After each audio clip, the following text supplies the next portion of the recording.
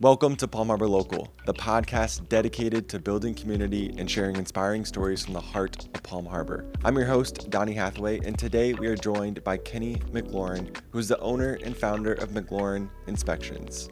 Now, Palm Harbor Local is all about spotlighting individuals and businesses who are making a difference, overcoming challenges, and fostering connections right here in our hometown. If you are passionate about growing together, getting involved, and celebrating the people who make Palm Harbor thrive, you're exactly where you need to be. In today's episode, Kenny and I talk about how AI is impacting business and real estate, the value of a home inspection when you are either buying and or selling your home. And also Kenny talks about how he manages expectations of sharing his knowledge about the home and construction without scaring buyers away. Now, don't forget to connect with us on Instagram at Palm Harbor Local for behind the scenes highlights and sign up for our weekly newsletter at palmharborlocal.com. Now let's dive in and build community together. Welcome back to the podcast. Yeah, that's better off. Yeah. New setup. Thanks for being here, man. I'm excited to chat with you. Obviously, we were just chatting a little bit more about a bunch of other stuff, so we'll kind of dive into some of that. But you've been in Florida now for what we're saying, 5 years? Yeah. And You've been a home inspector that whole time? Going on 13 years in total. But yeah, the whole time I've been here, I started right off the bat from 2019 on to now. Yeah. What so you got in like just before the craziness of the COVID market and stuff. Yeah. Got in right when COVID started. Again, was driving the van down here. Got news that everyone was shutting down. Had to figure it out. Figured out a great marketing strategy, at least I thought for the time being, with Instagram. And then obviously it blew up into what it is today, and have a great amount of relationships with everybody and just continuing on that road. Mm-hmm. Has anything changed in like the home inspection world since you started? Yeah, a lot. It kind of like real estate, where like everybody saw it big and everybody was like, oh, you can make a lot of money quickly. Obviously, because the market was just so hot, like people needed it like yesterday and today. Yeah. We're seeing a lot of people like enter the field and ask to enter the field. So I've even thought about doing like, I don't know, like kind of coaching on how to do that, just because it's like weekly. I get a message about like, hey, like a home inspector, like wanting to be somebody wanting to be a home inspector yeah. or transition into that. So we're seeing a lot of people enter it, just like real estate, but also a lot of people leave, right? Because everybody got in at a time where like you didn't have to market really that hard. Yeah. People just needed it. Now it's getting to the point where you're relying on marketing a lot more, and so we're just seeing a transition. But I've been through one of those before, just because I have been in the business for a while, so I am used to it. But definitely seeing a little bit of I wouldn't say a downturn, because like we're doing more than we ever have. Like this year will be our best year, but it's odd. It's like the people that were doing a lot of business are not doing as much business. It's just a transition in that. We're seeing a lot of investors come in again, which obviously mostly because of storm. The storm and this has created such a weird market for us. Yeah, you're right. It is an interesting time. Like, so I've been in real estate since 2016, and really like it had been, I think 2016 was still kind of a seller's market when I was first getting started, not so much like it was in 2021, but still sellers kind of had the advantage like that entire time. And then the COVID market hit, and it just like, skyrocketed into a seller's market. And now we're like this, so that's like the first like real transition of like, more inventory, buyers have some leverage in certain situations and stuff that I've seen. You really have to rely on your skill set, both with marketing, and with people and communication and stuff, that I think is fun. It brings out the talent in everybody in the business. You as an agent, us in the inspection world, like before all of this, like when it was so busy, no one even complained. It was just like, can we get in? I don't even care if the roof's falling in. And now especially right now, we're seeing a lot of like, if agents got in at a time where like that was like that, now any negotiating, if you have to be a negotiator to be in this business, like no questions asked. And we're seeing a lot of listing agents like come back because buyers are asking for stuff now, and they were told before you can't, like, just get the house. And now people are asking for everything, and it's like, we're not doing anything different. We're still educating, but people just they're beating people down. So like, we're getting a lot of listing agents pretty upset and like questioning everything, and like, it doesn't help that we have a lot of contractors that are like contradicting sometimes. It's a weird time, I think, especially for people that got in 2020 and on. They're not used to it. Yeah. Like, were there any differences that you noticed, because you were a home inspector in Michigan before, right, between like Michigan and Florida? Yes, I will say inspecting in Florida, I feel like is just a little easier. One being, really no one shows up half the time. They're in a different state or in the military. We have a lot of military people moving here, obviously, and they're just so busy, or they're out of state. So that, and there's a lot less to look at here. Obviously, Michigan's got basements and all these added on things. Other than that, pretty much the same, other than seasons. Like, we definitely slow down, I feel like, in Florida a lot more in the summertime. Everybody going to school, and I feel like people in the summertime here, they vacation elsewhere, whereas like in Michigan and northern states, they stay. That's like their time to like enjoy that weather up there. So the slow down periods are different, but other than that, and Florida people are so much more in tune with, like, it's like, I feel like it's like going to California where they're ahead of it, like the marketing, that like everyone said. It's so slow there. It's like where people go to retire and die. Like, people here run circles around anyone. Like, any ideas here come to life. Whereas, like, in the Midwest, it's different. Like, a little bit slower. Like, they question everything. There's no way that's possible. Yeah. Here, it's like, you go to dinner, and next thing you know, you got another business idea with somebody. Yeah. It's like, it's alive. Like, they'll make it happen. So that part is sweet. Just because nothing's unreachable here, at least. I just feel like somebody's got a guy or a girl that knows how to do this and get it done. Yeah, I like that. So that's cool. What about like the buyers in Michigan? Did they was it the norm for them to ask for repairs and stuff? Like, so you do an inspection. A lot more so. I feel like a lot more so there, but then again, I was also in a normal market when I was there in the transition. So I am still going through that ride of, like, it is coming back to that. Right. And I'm starting to be like, oh, I remember this. I remember these times. So I don't think it's necessarily different from state to state necessarily on how that it's asked, but definitely, I mean, my family still owns an inspection company there in Michigan, and my mom's a real estate agent there in Michigan. So I still hear about all the trends of how things work, but pretty much the same if I had to guess. What about insurance stuff, like roof, AC? Are they stricter here? This is the strictest state. Besides Texas, this is like the strictest state you'll see on the insurance standpoint. So it's getting crazy. Like, they don't do that anywhere else. They're starting to implement that in certain counties, like the 4-point. They don't call it a 4-point there, but they are starting to try to implement that. It's more of like, I think, a money grab for the county. And that in Michigan, there's nothing's going on in Michigan, but in a sense of like damage wise. But it is weird to see it because, like, even now, like, hurricane season hit, my phone is blowing up with everybody, like their insurance company. Hey, we need a new 4-point. Hey, we need a new wind mitigation. Like, gosh, I love it. It keeps the business flowing quite well in a slow time. But weird. It's weird to me. I think it's important because when somebody, like, they're insuring the house, they want to know what you have and what damages there can occur, obviously. But it's just different. Like, they can call and be like, hey, we don't like that brand of water heater, change it out. Yeah. That doesn't happen anywhere else. I think one other state, I think. I think that's the interesting part. It's like the insurance, the cost of insurance has gone up, and they're getting very picky on, like, what they're willing and won't insure. Like, how old's a roof? Like, that was a big issue. I haven't had too many older roofs recently, but, last year and the year before, where it's like, if it was 15 years old, even though there's nothing wrong with it, it's like, you got to get a new roof. And there needs to be a system in place.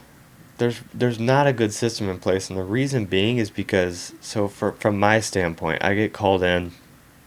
Let's just say you're a listing agent and you're like, I want to do a pre-listing 4-point. Great, that all sounds amazing, and you get an inspector out there. That's fine. A lot of there's a guideline, but then there's like an ego that gets involved. Like, okay, we want this fixed, and this fixed. Okay, well then another guy, the buyer's agent inspector, comes out. Well, he believes he's disagreeing with whatever. So now you're in this like, who's right, who's wrong? Right, who's wrong? Yeah. When in reality, if there was just like an actual guideline, like this is what we're allowing, this is what we're not allowing, period. But that would be like, I don't even know how you get there. Like I believe that a pre-listing 4-point is a good idea because you're just trying to knock all that stuff out. But like, man, it is weird. 4-point's a lot of ego. Yeah. After a certain point, like we're dealing with something right now in St. Petersburg, where it's like a down payment assistance program. Okay. Which is cool, but there's no guidelines. Like right now, I'm in a transaction where no one said anything to me. I think it'd be better if they're like, hey, these are the guidelines. This is a down payment assistance program. This is what we expect out of you. And it would be a little bit better. But and like, for instance, I feel like when you make an offer, you kind of have to list like, hey, are you accepting VA, FA? Because there's a standard of practice that the listing and the sellers have to abide by when they do that. So everything goes through. It's a 100-year-old home. You were gonna have like all these knick-knack and crannies.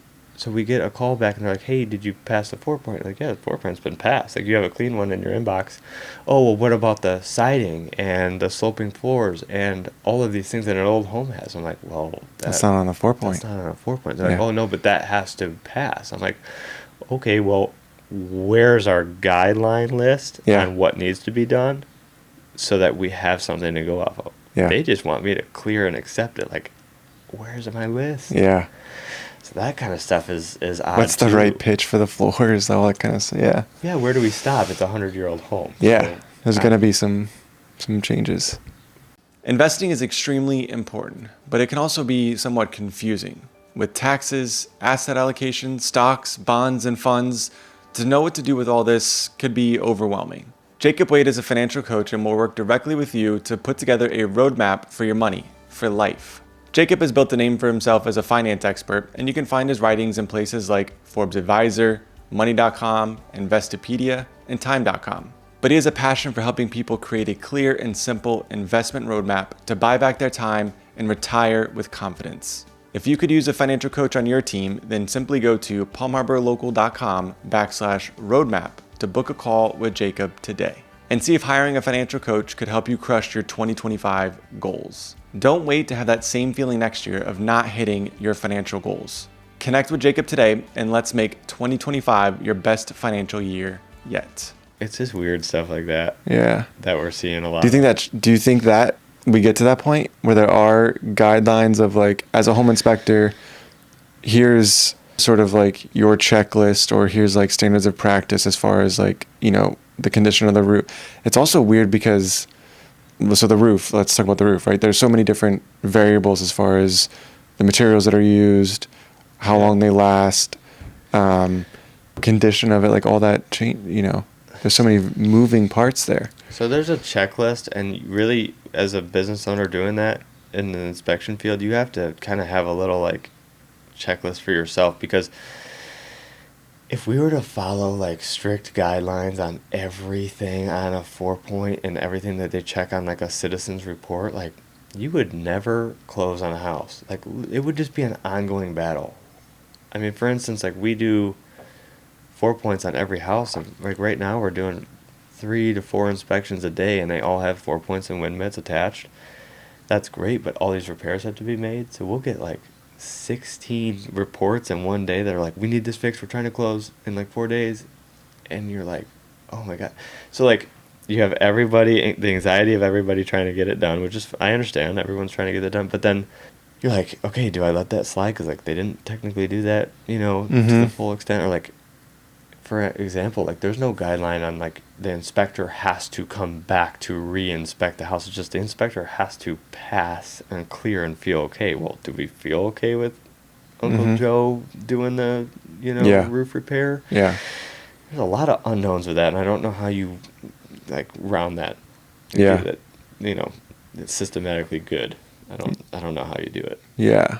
It is interesting. I don't know if there is, because there's so many different variables, right? I don't know if you can. Well, they don't do it anywhere else. That's what's weird. So like I think one other state, I think one of the Carolinas does the 4-point thing. I'm not totally sure on that, but so other states, they don't have anything for insurance. They may or may not ask the homeowner like, hey, what kind of panel did your home inspector say? But there's no like legitimate reports that separately that a home inspector has to like clarify and put on there. So it's weird because in Michigan, you do a home inspection report, you're done. You never think about it again. Yeah. You're never like, hey, so and so did the repair. Can you change it? No, it's done. It's over with. And if you're okay with it, you're okay with it as a homeowner or a home purchaser. But like, it's a lot of. I don't know how you systematically. I wonder. We should probably know this, right? But I wonder like when the 4-point started and like why that started. Do you know that? I hate to like assume, but I really feel like there was so much scam related things going on to where people were just, I mean, there was like, for instance, you had the sinkhole scam thing that was going on for a while, and I'm not saying it's just Florida, you get that everywhere, but Florida had a lot of that going on where it was like, and a lot of unlicensed work, and it still goes on here, where like somebody will hold a license up north, like Michigan, Illinois, and they'll sell the permit. So like they'll hold the GC license, and then whoever needs to pull will pull. So there's a lot of, I mean, that's not just Florida again, but definitely a lot more here. And then obviously we get hit by hurricanes, but so does Louisiana, so does Texas. And I don't really see that. I know Texas is a very strict state on like the inspection side of things, like the strictest state to retain a license and things like that. But I don't think they have a 4-point over there. I have an uncle that lives over there. Yeah. He's never mentioned it. I was, where were we? I think in South Carolina. And obviously they have, the buildings they have there are much, much older than some of the buildings we have here, right? Yeah. But we were staying in like this old hotel. It was an old building, probably an old house at one point, and they converted it to a hotel, but like, the floors are pitching, the roofs are all old and like patched all over the place. And it's like in Florida, you got to patch now, and it's like, no, you got to replace the entire roof. We're not going to insure you anymore. You know, it's and maybe that's because of the hurricanes, and again, and then also like going back to your point, maybe that's also because of litigation that was happening with the roofs, and getting insurance companies to repair roofs that were fine before. So we had so many people like. I had never heard of anyone like door knocking your door to like say, hey, do you remember this storm? There could be damage, and like trying to there was a lot of that going on here, and I'd never even heard of that where I was from. So I feel like I correlate it with that. I think that they were trying to like limit that. Like, wait a second, the roof was fine. That somebody. And 4 points are. I think they're. I mean, now it's like every year. I feel like people are asking for a new one, but I think for a while it was 4 or 5 years. Every 4 or 5 years, it was pretty standard. If you still stayed in the house, like you had to just re-up and get one done. But now it's getting to the point where it just makes things just kind of harder to close. Like for instance, if we put anything less than when we talked last time, it was you could put 3 years left on the roof, like your professional opinion. Now it's 5. If there's anything less than 5, they won't accept it. And like I have to have these conversations with buyers where, they're.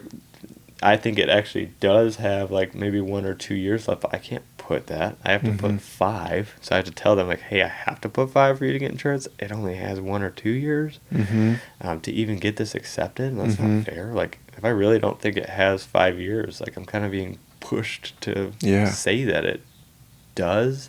Just weird. And that doesn't make sense, right? And if it has 5 years left, why can't they insure it? Like why won't they do that? I know. That's what I'm saying. And then a lot of times they won't even cover it anyways. It's some battle with it. So I don't know. It's a weird system. And like for instance, we have a house that we're doing right now, 2019 roof. Should have plenty of life left. There's like 4 patches from the storm. They patched it really well. But if I list that it's a 2019 roof and it has patches, most insurance companies are not going to touch it. So I don't know. We're forced to kind of be Yeah. the gatekeeper on that, which I don't think is fair, but It is. I hope there's, I don't know if there's a solution here in the near future, but hopefully there's, I think it's just like some clarity around, like what are we accepting? And because when obviously, even when you started here as a home inspector, but when I got into real estate, a 15-year-old roof was fine. yeah. You could have for a sure. patched roof. It was fine. I don't see why not. As long as we go through it and it's okay and it's not leaking, I don't see why we would. So I don't know. I think it's a little bit of an overstep, and I don't know. I'm not complaining. It does keep us busy. All these insurance inspections keep us busy, but to an extent, I just don't think it's fair for a lot of people. Yeah. I mean, you will be forced to replace your roof if they are not. Well, that was going to happen at our Airbnb. We had and it was a metal roof. We were told that it was installed in 1998, but they didn't pull a permit for it. So it's a guesstimate on the inspector is what most people will say. So if I want to throw a guesstimate out there and I want to put that on me, that's fine. Yeah. And those metal roofs, I believe, because I think you had an exposed fastener roof where you can see the fasteners. Those panels will last forever. What it is the gaskets will fail. So every 15, 20 years or so, those gaskets dry out and you just re-up them. Yeah.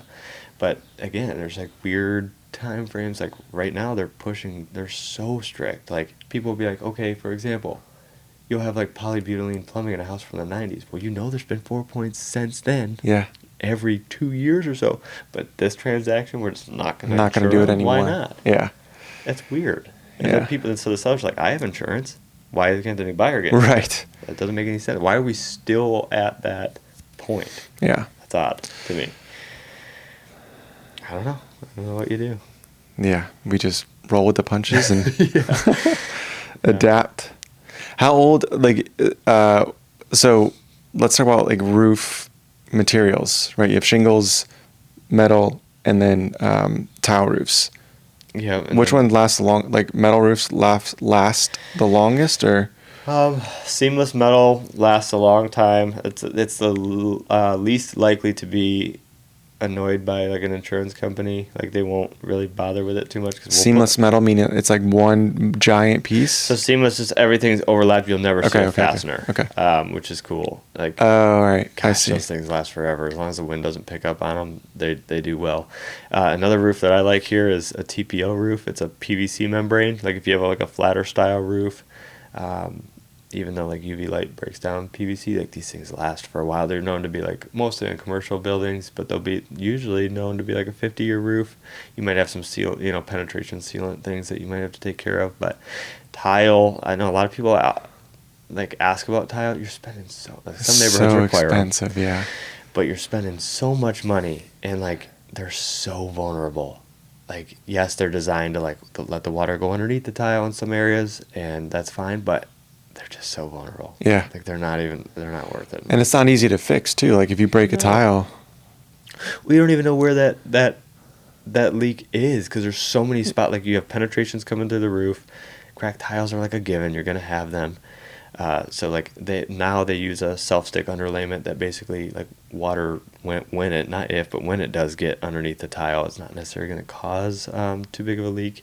Whereas before, like anything 90s to early 2000s, they would use this modified bitumen, which was like a rolled asphalt material, as their valleys. So like all your valleys wore out in like 15, 20 years if you're lucky, and you're redoing a roof. Yeah. And you're like, dang, it's like 60, 80 grand depending on the house. It's just not. They look cool, but they're risky. Especially I do like the look of, I don't know if it's like slate tile or what it is, but it's just like the flat tiles. I really like that. Sweet. Yeah. The Tesla. Did you ever see the Tesla tiles? Yeah. Those look cool. Yeah. I mean, they're a lot, but they look cool. That's another thing. Solar too. Like. I'd love to get your opinion on that. Would you? Yeah. Are you sure? Probably a lot of hate on my opinion on it, but do you have an opinion on it? Yeah. Okay. Do you like solar or no? Are you putting solar on your roof? No.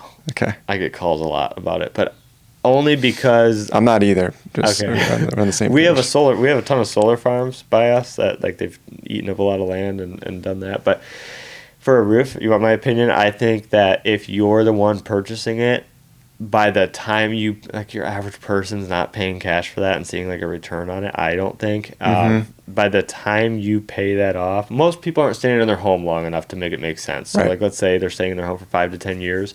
The loan on that is usually quite a bit, because they get you for like, okay, well, with the solar, we'll do the HVAC and make this home efficient.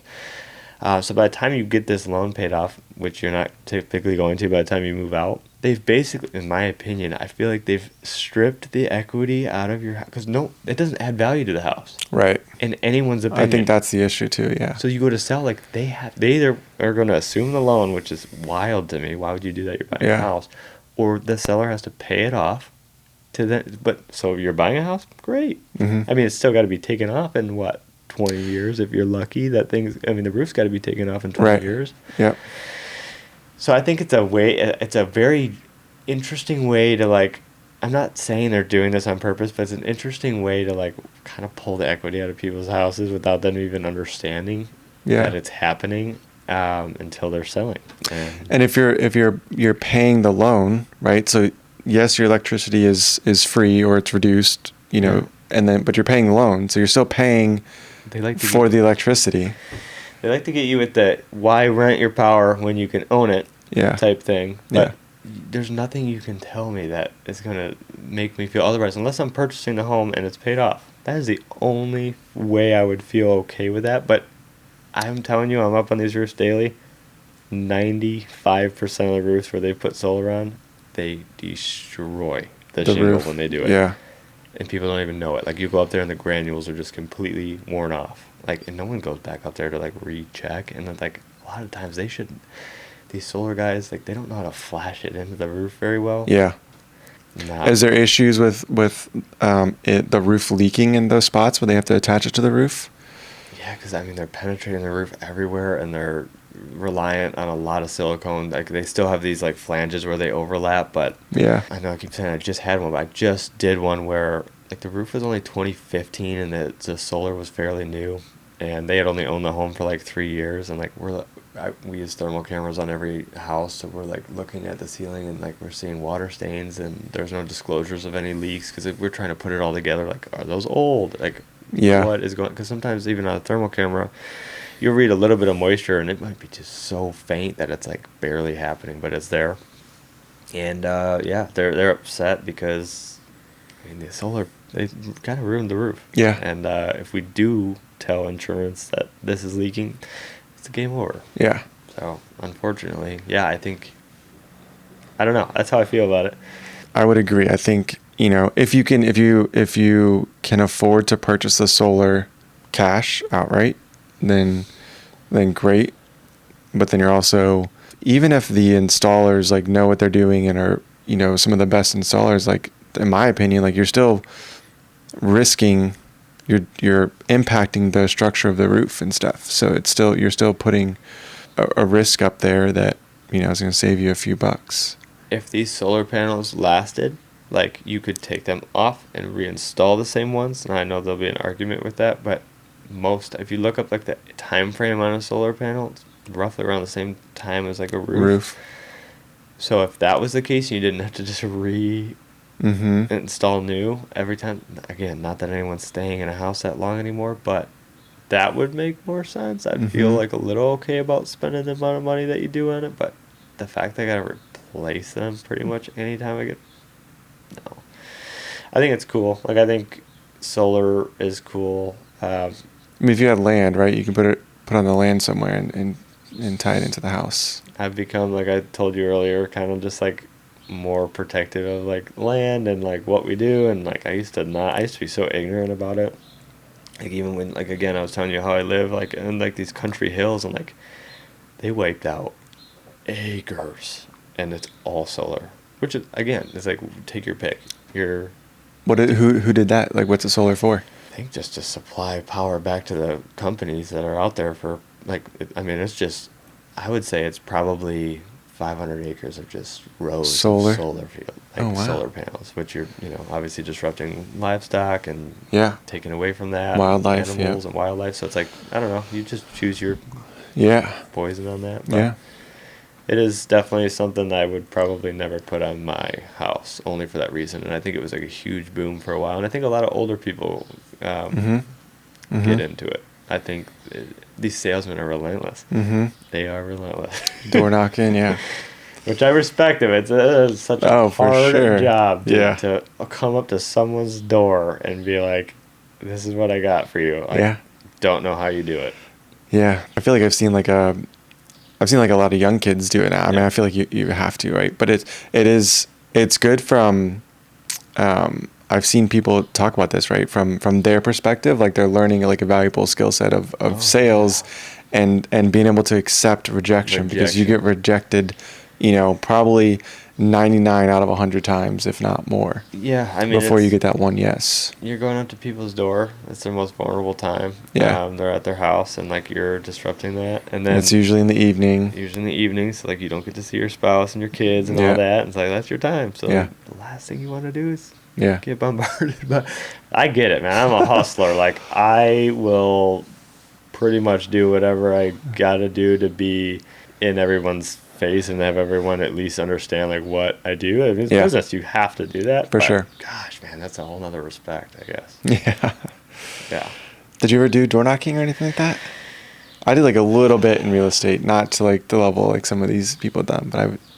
Not door knocking. I've done like where I'll put like flyers on people's door, never like face to face. I not that I don't. I definitely would be scared about doing it. I think there's definitely it's scary to do that. Yeah. It's like it almost feels like you're like begging. I'm a very genuine person, which is why I was talking to you. Like, gosh, to transition to AI and let all these things handle it, where it's like robotic and all that. Like it's weird for me. And I think, like you said, like we have to adapt on that because that's not how the generation coming up is. And so we just, I don't know, we got to think about that. But yeah, how do you think AI like impacts your business? Everyone's always concerned with AI like taking their role right over. It's like you I don't know if AI. Well, I'm scared just because like you saw like we explained earlier, like YouTube University, everyone started just YouTubing how to do things like to the point where like so many people were just doing things on their own, which is cool. I think it's awesome. But it takes away from a lot of businesses. I think like even the glasses I told you I got, the Meta glasses, like, you could go put those on and just walk around the house and be like, what am I looking at? And yes, it's going to have some errors here and there, but it will describe what you're visibly seeing. So, like, that scares me that could take away. Did, like, the insurance company have, like, those people that just walk around with those glasses and be like... The importance of me. Yeah. I don't think anyone's going to take... Although, a lot of this is a weird thing with my industry. A lot of inspectors using drones and...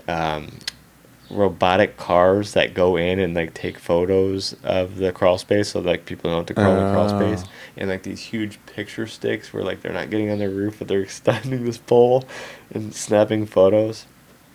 Weird. When did this job become where like we're not like, if I'm hiring an inspector, like no offense, I don't want him pulling up in a Prius and like knowing that he just took a course and like whatever. That's just me.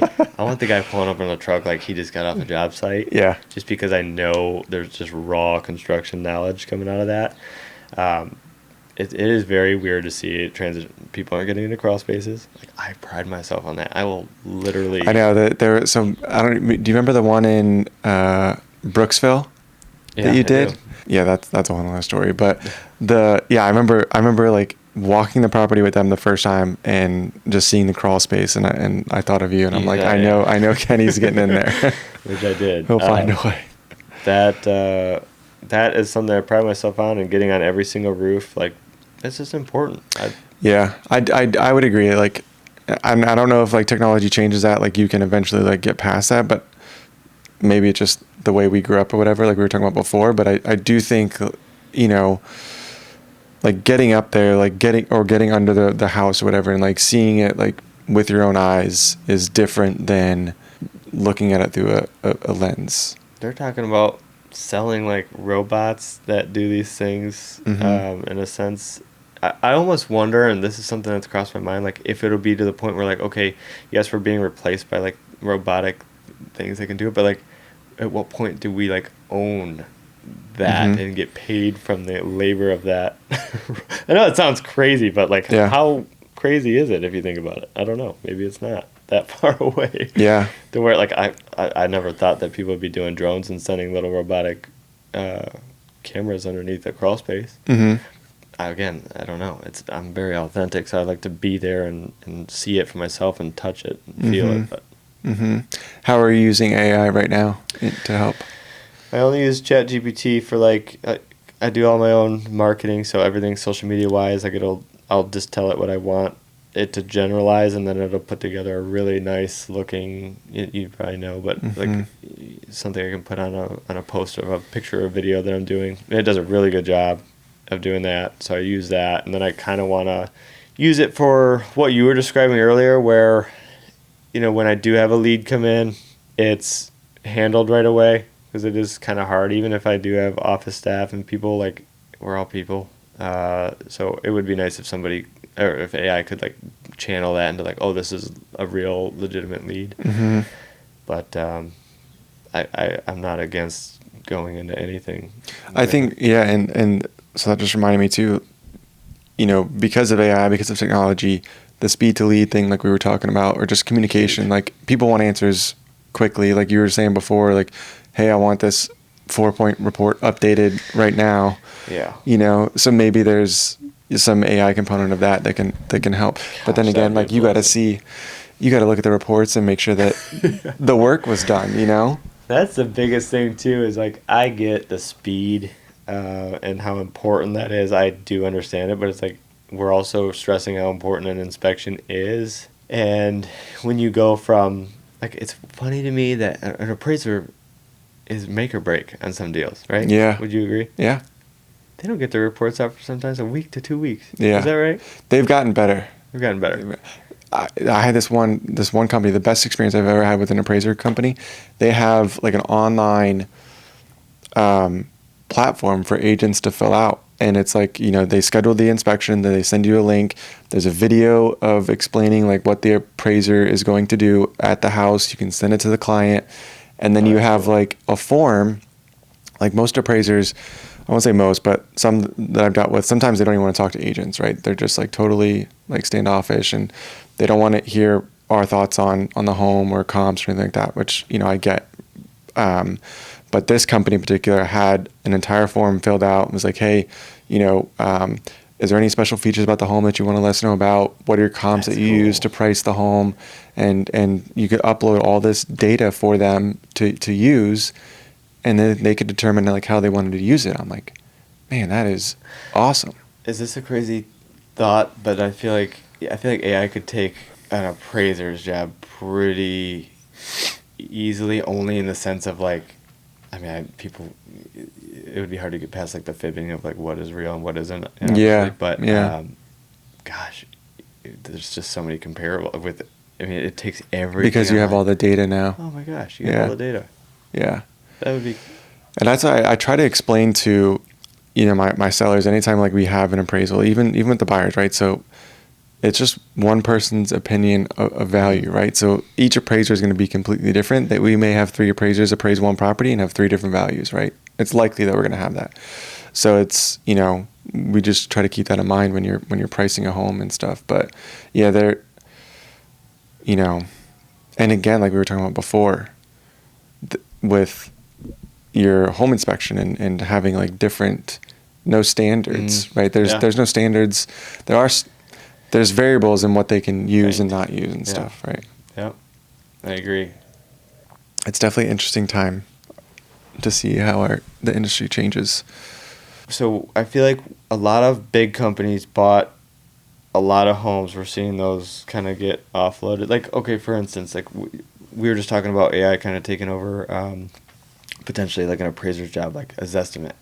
That's so far off a lot of the times of what the house is actually worth, right? That's kind of like an AI generated price, am I right? Correct. That's what I get weirded out about, like the accuracy of it. How do you Well, I think if that? as more data is gathered, there's a chance it gets more accurate, but they're not gathering, if somebody did some updates to the home, right? If they're permitted, then maybe like tech can pick up on that. But how many times are updates, improvements made to the home that are unpermitted here in Florida? So I don't see how they do that. So, for example, speaking of the inaccuracies, like I went to a house yesterday, and thinking about selling the house. Zillow, I think, had their estimate at like 683, and then another source that I pull from had the estimate at 786. So like $100,000 difference in what these tools were saying the value is. Okay, where do you draw the line? Like, how do you fix that? Like, especially when someone's trying to purchase and like a bank's trying to loan on it, like, where do you meet? You just get another appraisal? I think that's if they appraise, I think that's why like you have to stick with whatever that appraiser says, That's wild. Yeah. So much.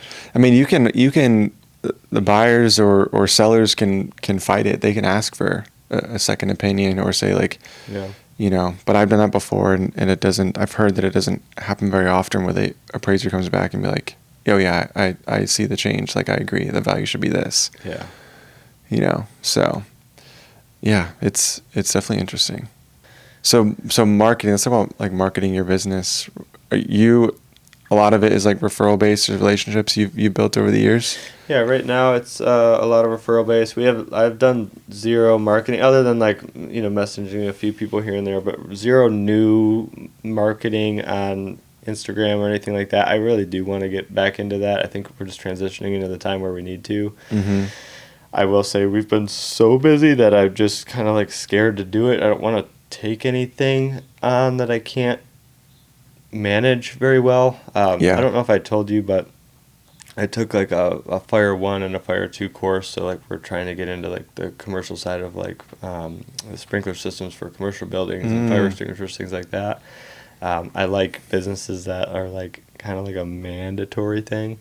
Love inspections, love real estate. I'm just trying to like, get into something a little bit more steady. Yeah. Never going to leave the inspection thing, but for sure. We got into that, which I think is pretty cool. And then we also do renovations just because the storms are so bad. So I have a group of 5 guys and we all have a license for something different. Cool.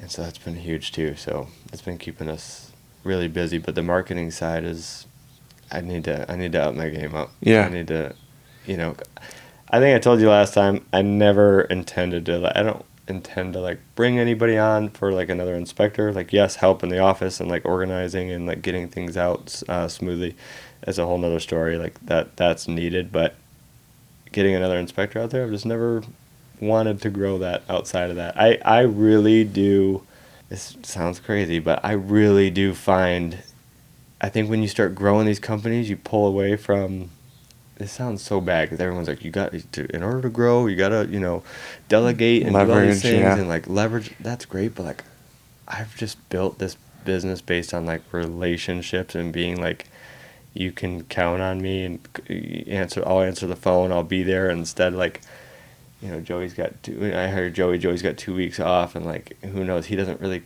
care as much as and I feel like it's so selfish to do that because I do think that there are great people that would work under a company like this. Yeah. I just think buying a home is such a big purchase. I think we've transitioned it into, and I'm such a nerd about it, but like it's a big emotional thing. Like the fact that we're like, we want same day reports, quick, fast, eat. I'm like, dude, this is huge. Let's like take it easy. Yeah. I'm like really serious about, understanding. And this job is the weirdest job in the, like, it is so crazy. Think about it for a second. My main goal is to create, obviously, a safe space for a homeowner that's purchasing, like, hey, I'm educated on what's going on. I'm not scared because he educated me about it. He didn't just word vomit everywhere and just, like, freak me out and leave me hanging. But my majority of my business is real estate referrals. And as much as we want to think that, like, everybody they want to sell a house too. And I'm not saying that that's bad. I'm just saying there's such an even balance between, like, when people get slow, they're like, their ambitions come out like we are selling a home, and like a lot of these bigger companies are like sell, and that is not the case for everybody. That's like that's like me saying everybody on the planet's bad. It's not the case. Yeah, I'm not saying agents are bad either. It's just a weird balance between me trying to like keep a great relationship, like, hey, I'm not just scaring these people and I am just educating on somebody's purchase, because like you're explaining like surgery to somebody who like they don't yeah. I mean, especially like first time home buyers, right? Who have never experienced any of that. Maybe they're not even handy, like, you know. It's insane. Yeah. And they're already emotional. So you're like, hey, just so you know, like, yes, this is settled. Like this foundation crack, it's settled. That's common. When I say it's common, I just mean it happens a lot. Doesn't mean it's okay. I don't want you to, like, there's such this tiptoe thing. Like, it drives you crazy. Has that always been that way since you've been a home inspector? Yeah. Yeah, because I know it's such a large purchase. There's a lot of people that'll be like, hey, you know, I get it. This business takes, any business, you have to know how to communicate with somebody. You can't communicate with everybody the same. I 100% get that. But, you know, for instance, like if someone's not there, which is a lot of the time here, and I just send a report, you're left to like clean up the mess in a sense. Like, oh no, you have to get on the phone and explain. Like, it was so important, because everyone's on edge already. Like, I would say the leads that you get referred to, or like the people that you know, which is like a lot of your business, it's so much more down to earth. Like, they trust you. They trust you a lot. Yeah. But if you're getting these leads from like random sources like Google, YouTube, that's where our problems come in, because like they're already on edge about the agent, because they feel like the agent just wants to sell the house. That might not even be the case. The agent, like I have some amazing, including yourself, not to church you up, but like I have amazing agents I know would like bend over backwards for people, like truly in their heart. And then I have some that are like, don't you dare say that, or like whatever. And it's a weird balance. Just trying to keep that peace. Yeah, I think, you know, so something that, you know, hearing you say that reminds me of like a conversation I was having with my broker yesterday about sales in general, right? Like a lot of people think, you know, say sales is strictly a numbers game, right? Like it's all about the numbers or whatever. And I get it, like in a sales job, like that's how you're based, is on your performance and how well you can produce or whatever. But at the end of the day, like it's a relationship business. Like if you don't have that relationship, you don't have that trust or whatever, like the numbers aren't going to be there at the end of the day, you know. And you'll be able to skate by and just focusing on the numbers for a short period of time, but at some point, like it's going to catch back up to you. 100%. And you have to have the relationships. And I think I still see a lot of sales coaches out there that are like the hardcore old school, like car salesman type stuff. And that's still going on. But I think there is a shift of like, we need to focus more on the relationships too. Yeah, and it's more enjoyable when you do that as well. That you love your job. Yeah. And that's when you can say, I truly love what I'm doing and I'm adding value. At the end of the day, sales is, what can I add? You need something, I can create it for you. Yeah. And this is the value I bring, and you bring value by, gosh, your guys' job is like incredibly hard. I know that for a fact. I see it firsthand. Like you're between managing all the vendors that you're dealing with, crazy, keeping the emotions straight, finding the house, there's a million of them, and you're gonna go see a ton of them, and then like delegating all these issues to everything.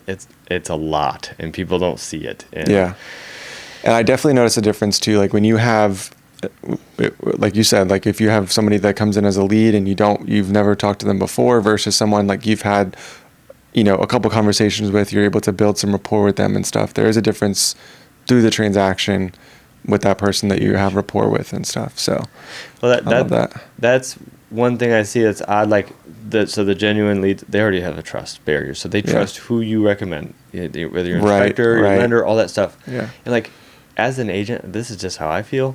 That like they're depending on you to give these referrals. So like we're seeing a lot of agents where, you know, sometimes they'll just be like, hey, like I have to give out, like I get it, you have to give out 3 lenders, 3 this, 3 that. The liability like is there either way. You are there to like kind of direct this whole, you are the director of this whole thing. So I don't know. That'd be like me saying like, and referring everything out to every single contractor. And there's some inspectors that do that, like, hey, I have this evaluated further. Like, no, I'm going to stand behind it. Like, this is wrong. You don't even have to get a referral there. I can tell you when it's wrong. Yeah. And I take that liability on because that's my job. So I think we're trying to push all this, like, responsibility off. And not all of us, but some of us are trying to push that responsibility off and not have, I don't know, those things, and it just ends up being a little different. I think, yeah, and you have to build rapport with all the vendors and all the people that you're referring to. And I think Huge. Once you have that, then you can feel safer and be like, this is the person that you need to call, right? Yeah. There's no one else. Like, this is your guy. Yeah. This is your girl, whoever. Yeah, guy, girl, whatever. Yeah. And like, that builds trust too. If they're like, oh, hey, here's a group of people, can't really direct you. You're like, do you really have management over this scenario? Like, I want you to know. Yeah. I want you to know, like, who would you have in your house? Yeah. I don't know. Yeah. That's just how I feel. And it's just going a little different. Yeah. That's why I bring up the AI thing. I'm like, man, does it take away from that and like that authenticity of like being there? I hope not. I hope that component doesn't go away, you know. But who knows? Like we were saying, like the generation, you know, the generations after us, like it might be. I like to stay positive. I think the unknown's kind of cool. Yeah. I'm up for adapting to anything that comes on. Sometimes I just don't know. Like you brought up, I learned something cool today. Like I'm gonna utilize it for like you said, kind of like dissecting leads, and if they're legitimate, and like kind of just like getting the ball moving. Like, hey, we've already contacted you. Yeah. I will say, like I have to get over that hurdle. Like I was looking for trucks, and I have them like message. I can tell it's a bot messaging me. It's like I know. I'm the guy that's like, I'm going to go to the grocery store. I'm going to talk to I won't go to the self-checkout. I'm going to go talk to you. I want to see how your day is. Yeah. You know, I want to hear your funny jokes, whatever. I like that a lot, but I really get over that hurdle. Yeah. Yeah. No, I hear you. So let's wrap up and where can people learn more about McLaurin Inspections? Most of my stuff's on Instagram. So McLaurin Inspections is just my tag. I put a lot of educational information on there, and then I obviously have a website, McLaurinInspections.com, where it's just super easy. Click on, you know, if you need an inspection, or I'm pretty open to anybody reaching out to me and just asking questions. Like I said, I have a lot of people reaching out just to find out how to be an inspector, and I'm totally open to that too. Cool. I let people do ride-alongs and stuff like that, so that's where you find me. Nice. I like it, man. Thanks for being here, Kenny. I appreciate you having me out. Thank you. Thank you so much for tuning in to another episode of Palm Harbor Local. You know, we are incredibly grateful for our sponsors who make this show possible. So be sure to support them and support your other local businesses. And let's keep building community together. Until next time.